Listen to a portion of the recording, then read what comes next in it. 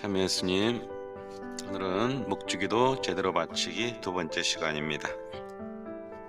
오늘은 묵주기도의 유래와 묵주기도에서 예수님을 만나는 10가지 방법, 성 요한 바오로 2세께서 말씀하신 부분을 같이 나누어 보겠습니다. 너희는 기도할 때에 다른 민족들처럼 빈말을 되풀이하지 마라. 그들은 말을 많이 해야 들어주시는 줄로 생각한다. 그러니 그들을 닮지 마라. 너희 아버지께서는 너희가 청하기도 전에 무엇이 필요한지 알고 계신다. 마태복음 6장 7절. 먼저 예수님께서 모든 종류의 반복 기도를 단죄하신 것은 아니라는 점을 염두에 두어야 하겠습니다. 예수님께서 비판하신 이유는 그 이방인들이 그렇게 반복을 해야만 신의 응답을 들을 수 있다고 생각하기 때문입니다. 반복적으로 외우는 어떤 기도문이나 어떤 거룩한 단어 자체에 신을 불러내는 마술적인 힘이 깃들어 있다는 생각이 틀렸다는 것을 지적하신 것입니다. 반복해서 바치는 기도 모두를 예수님께서 무조건 단죄하시지 않으실 것으로 우리는 압니다. 왜냐하면 바로 이어서 한 가지 기도문을 알려주셨습니다. 우리가 매일 바치는 주님의 기도입니다. 예수님께서도 이 기도를 반복해서 바치셨습니다. 겟세마니에서 똑같은 기도를 3번이나 반복해서 드리셨습니다. 예수님께서는 그들을 그대로 두시고 다시 가시어 3번째 같은 말씀으로 기도하셨다. 아버지, 이 잔을 저에게서 비켜가게 하여 주십시오. 하오나 저의 뜻이 아니고 아버지의 뜻대로 하여 주십시오. 그래서 하나님께 순명하는 모습을 보여드립니다. 구약 성서에서도 동일하게 어구의 반복으로 이루어진 기도문이 있습니다. 시편 118장 주님의 자애는 영원하시다가 반복되고, 다니엘 예언서에는 영원히 그분을 찬송하고 드높이 찬양하여라 반복됩니다. 요한 묵시록에는 내 생물이 거룩하시다, 거룩하시다, 거룩하시다. 전능하신 주 하느님, 전에도 계셨고 지금도 계시며 또 앞으로 오실 분이라고 반복됩니다. 이방인들이 드리는 반복 기도는 신을 오로지 자신의 뜻대로 움직이는 목적이기에 무의미하고 공허합니다. 하지만 적합하게 반복되는 기도는 옳은 기도라는 점을 성경에서도 확인할 수 있으며 실제로 하느님께도 흡족함을 드립니다. 결론은 묵주기도에서 성모님과 함께 바치는 성모송은 의미 없는 형식적인 반복 기도가 아니라는 뜻입니다. 성경에서 유래된 우리에게 친숙한 구절을 되풀이하여 암송함으로써 생성되는 리듬감 있는 평화가 우리의 마음과 정신의 속도를 늦추는 효과가 있습니다. 우리 영혼을 고요하게 하여 그리스도의 지상생애에 있었던 여러 중요한 사건을 깊이 묵상할 수 있습니다. 교황 성 요한 바오로 2세 교황께서는 교수에서 묵주기도의 신심이 초대 그리스도교 신자들이 바쳤던 전통적인 예수기도와 유사한 신심이라고 합니다. 하느님의 아들 주 예수 그리스도님, 이 죄인을 불쌍히 여기소서. 그리스도인들은 이 짧은 기도를 호흡에 맞춰서 천천히 반복해서 마쳤습니다. 이 기도를 천천히 여유롭게 호흡의 간격에 맞추면 마음의 평안을 되찾으면서 하느님을 만나는 체험을 하게 됩니다.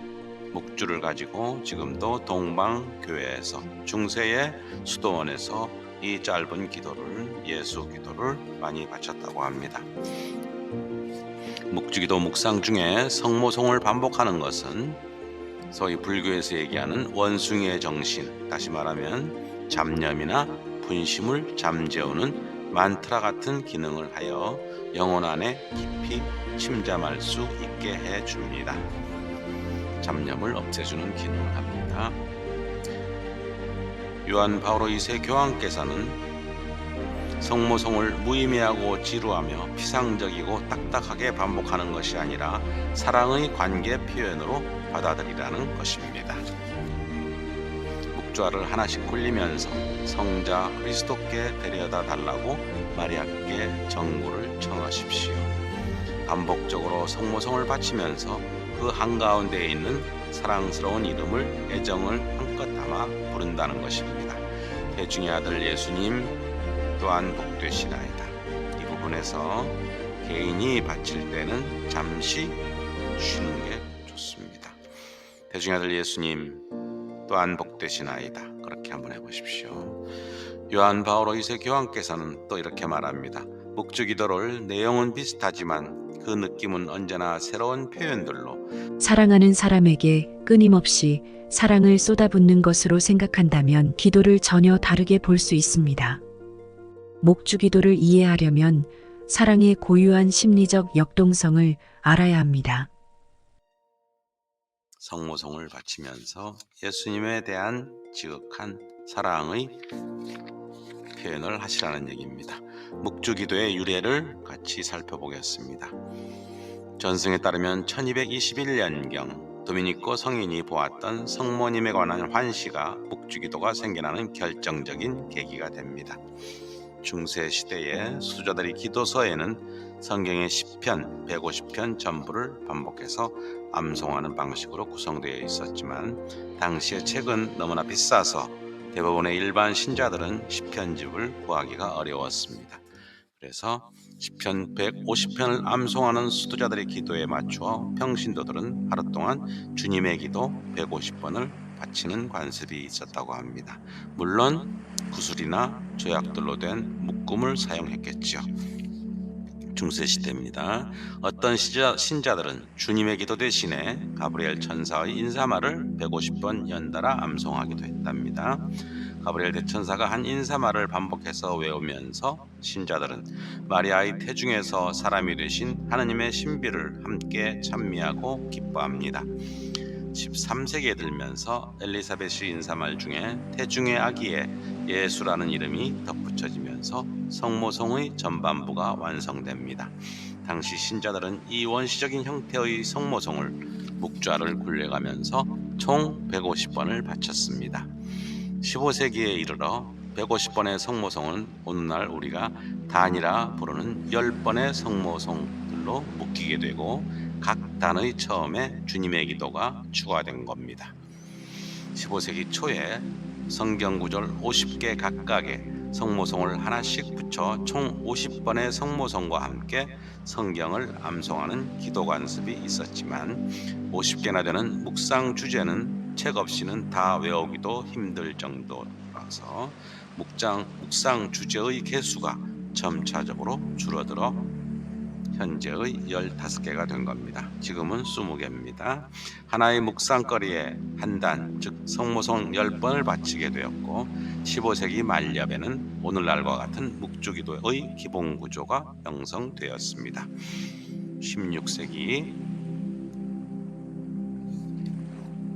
1569년 성 비오 5세 교황께서 정식으로 승인한 후에 주님의 기도로 시작해서 10번의 성모성 영광성으로 끝맺는 한 단이 되고 이를 15개 묶은 것이 묵주기도의 최종 형태가 됩니다. 400년이 넘은 기도입니다. 지금의 형태가 2002년 성 요한 바오로 2세 교황께서 묵주기도에 빛의 신비를 추가합니다. 1단에서 그리스도의 세례, 요르단강에서의 세례를 묵상하고 2단에서 가나의 혼인잔치 기적을 묵상하고 3단에서 하느님 나라의 선포를 묵상하고 4단에서 그리스도의 거룩한 변모를 묵상하고 9단에서 성체 성사의 제정을 묵상합니다. 순서적으로 환희의 신비, 빛의 신비, 고통의 신비, 영광의 신비가 예수님 공생활의 공식적인 순서가 되겠습니다. 7장 묵주기도에서 예수님을 만나는 10가지 방법 중요합니다. 요한 바오로 6세는 이렇게 말한 적이 있습니다. 묵상을 하지 않는 묵주기도는 영혼이 없는 육체에 불과하며 기도문을 기계적으로 반복하게 될 위험을 초래하게 됩니다. 우리가 묵주기도에서 입으로 바치는 주님의 기도, 성모송, 영광성은 묵주기도의 몸, 육체에 해당하며 묵주기도의 영혼은 그리스도의 신비를 묵상하는 것입니다. 개인적으로 바칠 때는 수시로 묵상을 하십시오. 침묵 중에. 요한 바로 2세 교황께서 묵주기도는 복음의 요약과 같다. 교황 자신의 개인적인 체험에서 비롯됩니다. 이제 그의 통찰이 담긴 10가지 비법을 알아보겠습니다. 첫째로 각 신비를 소리내어 말하고 시각화하라. 최대한 상상력을 발휘해서 시각화하라. 각 단어의 처음에 해당 신비를 소리내어 말한 다음에는 상상력을 동원하여 그 신비의 줄거리를 전개하고 우리의 관심을 집중시켜야 한다. 우리의 집중력을 강화하기 위해서 해당 신비를 묘사한 이콘이나 성화를 바라보는 방법도 좋습니다. 이냐시오 성인의 영신수련에 나오는 시각화, 상상력을 동원하여서 여러 가지 표상들을 떠올린 다음에 자기 자신을 그 상황 안에 대입시켜 보는 것도 좋겠습니다. 자기 자신이 그 성서 말씀의 현장에 있는 것처럼 상상을 하고 마칩니다. 요한 바로 2세 말씀입니다. 하나님께서는 사람이 되시어 우리 가운데 함께 사심으로써 당신을 우리가 감각적으로 경험하고 느낄 수 있는 형태로 계시하셨습니다. 강생의 신비입니다. 우리가 그분의 신적 신비들과 만날 수 있는 것은 바로 그분의 육체적 실제를 통해서입니다. 두 번째, 하나님의 말씀에 귀를 기울여라. 요한 바로 2세 교종께서는 묵주기도 중에 성경 말씀을 집중해서 듣고 하나님의 영으로 쓰인 바로 이 거룩한 말씀을 통해 살아있는 그리스도를 만나라고 권고합니다. 우리는 그 말씀이 지금 나를 위하여 하시는 하나님의 말씀이라는 것을 확실히 알아야 합니다. 세 번째, 침묵. 요한 바로 2세 교황께서는 암송 기도로 바로 넘어가지 말고 주님의 기도와 성모송과 영광송을 하기 전에 잠시 침묵에 잠기는 시간을 가지라는 것입니다. 영혼이 성경 안으로 빨려 들어가는 것을 그 침묵 중에 체험할 수가 있다고 합니다. 물론 미사 중이나 공공 주회나 회합 중에는 이렇게 할 수 없겠지만 개인적으로 바칠 때에는 기억해 두십시오. 하나님께서는 침묵 중에서만 우리에게 말을 건네신다. 가톨릭 교리서 2717항에 나와 있답니다. 네 번째, 주님의 기도, 하나님의 가족 모두와 하나가 되어 드리는 기도. 첫째, 우리는 그리스도와 일치하고 있는 까닭에 하느님을 아빠, 아버지라고 부를 수가 있습니다. 묵주기도의 매 단을 시작하며 주님의 기도를 바침으로써 그리스도의 삶을, 특히 하늘에 계신 아버지가 당신 아들을 바라보는 마음을 느끼면서 묵상을 하십시오. 두 번째, 그리스도께서는 우리 모두가 단 한 분이신 아버지의, 하늘에 계신 아버지의, 하늘에 계신 우리 아버지의 아들, 딸이 되게 하셨습니다. 그래서 주님의 기도는 하느님의 온 가족이 드리는 기도이며 민족과 세대를 초월한 형제자매들이 그리스도 안에서 일치하고 있음을 고백하는 기도입니다. 내가 드리는 주님의 기도는 지상의 모든 그리스도인과 우리 가족과 친구들과 하늘의 성인들과 다 함께 하나 되어 드리는 기도입니다. 다섯 번째, 10번의 성모송, 그리스도의 어머니와 함께 그리스도를 묵상합니다. 가령 고통의 신비 1단의 경우 태중의 아들 예수님 또한 복되시나이다 해서 예수님께서 우리를 위하여 피땀 흘리심을 예수님이라는 단어를 매개로 결합시켜 성모송의 전반부 마지막 문장을 이렇게 확장할 수 있습니다. 태중의 아들 예수님, 우리를 위하여 피땀 흘리신 예수님 또한 복되시나이다로 개인적으로 바칠 수 있습니다. 영광의 신비 5단에서는 태중의 아들 예수님, 마리아에게 천상 모여관을 씌우신 예수님 또한 복되시나요로 바칠 수도 있습니다. 신앙 고백인 동시에 성모성의 반복에 내재된 그리스도의 신비에 동화되는 과정을 촉진함으로써 우리의 묵상을 받쳐주는 도구가 되는 것입니다. 피조물 가운데에서 성모님보다 그리스도를 더 잘 아는 사람은 없으며 그리스도의 신비를 깊이 깨닫도록 우리를 더 잘 이끌을 수 있는 사람도 없습니다. 성모님만큼 그리스도의 생애를 많이 관상한 사람도 없습니다.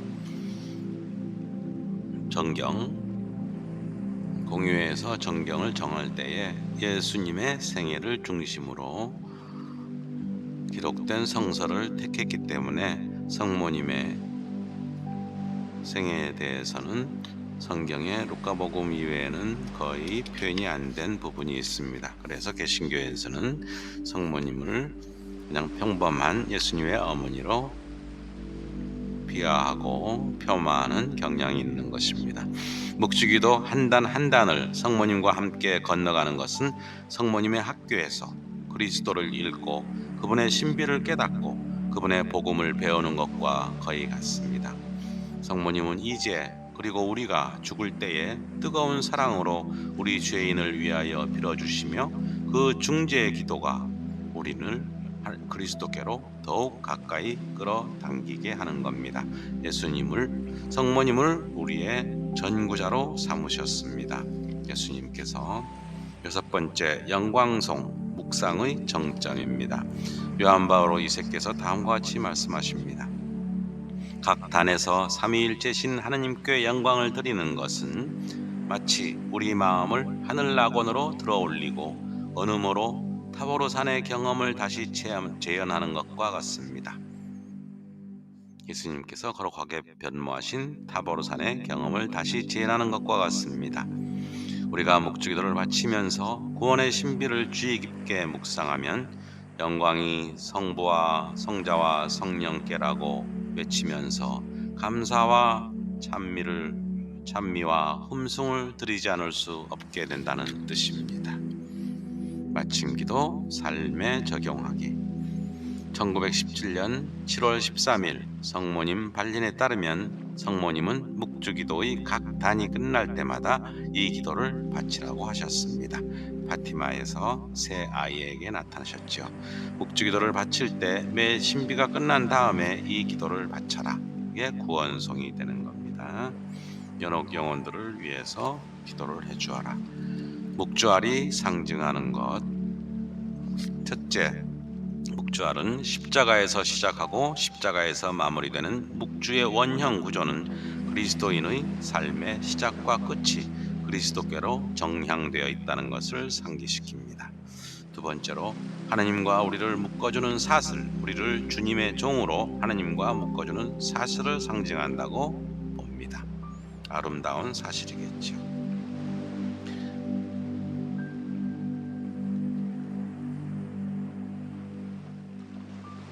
묵주기도 중에 그리스도를 묵상하면서 우리는 자기 자신으로부터 해방되고 죄의 노예살이에서 해방되며 그리스도를 온전히 사랑하지 못하도록 방해하는 모든 종류의 집착과 애착에서 해방될 수가 있다. 예를 들면 알코올 중독, 포르노 중독, 성적 쾌락에 대한 중독 또는 일에 대한 중독에서 벗어나고 싶을 수도 있습니다. 이런 것들보다는 덜 심각하고 사소한 것들에 집착하며 시달릴 수도 있습니다. 텔레비전, 인터넷 중독, 타인의 칭찬과 인정에 대한 욕구, 완벽에 대한 욕구, 아름다운 사랑의 사슬인 묵주는 이러한 모든 애착과 욕구들로부터 우리를 해방시켜서 우리 마음이 훨씬 더 아름답고 고귀한 것, 즉 예수 그리스도의 무한한 사랑에 매이도록 인도해 줍니다. 셋째, 십자고상에 결속된 묵주알들의 연결고리는 우리가 맺고 있는 여러 관계를 암시한다고 볼 수가 있습니다. 아홉 번째, 시작과 마무리. 묵주기도 안에서 신비를 묵상하는 마음의 준비를 하는데 초점이 맞추어져야 합니다. 묵주기도의 마지막에는 교황님 지향으로 보편교회를 위해 기도하게 되어 있습니다. 주모경을 바칩니다. 성모 찬송이나 성모 호칭 기도를 바치면서 묵주 기도를 마무리하게 됩니다. 요한 바오로 2세는 묵주 기도를 마무리하는데 성모 찬송이나 성모 호칭 기도를 아주 적합한 기도라고 하였습니다. 기도문 자체도 아름답습니다.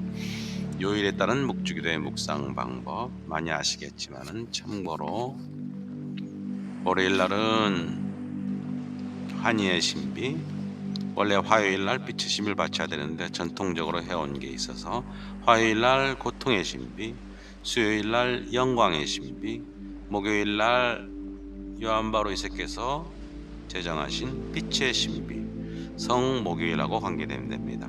금요일 날 예수님이 돌아가신 날 고통의 신비, 토요일 날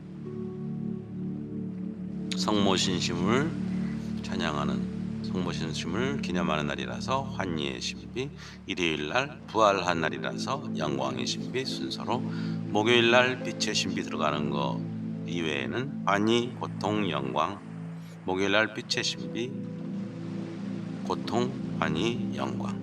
그래서 성목요일, 성금요일, 성모님에 대한 토요신심, 부활한 날 기억하시면 잊어버리지 않으실 것입니다. 묵주기도는 우리네 인생의 맥박이, 우리 삶의 목표이자 영원히 지극히 거룩하신 삼위일체 하느님과 이루는 기쁨의 친교 안에서 하느님 생명의 맥박과 일치를 이루도록 해줍니다.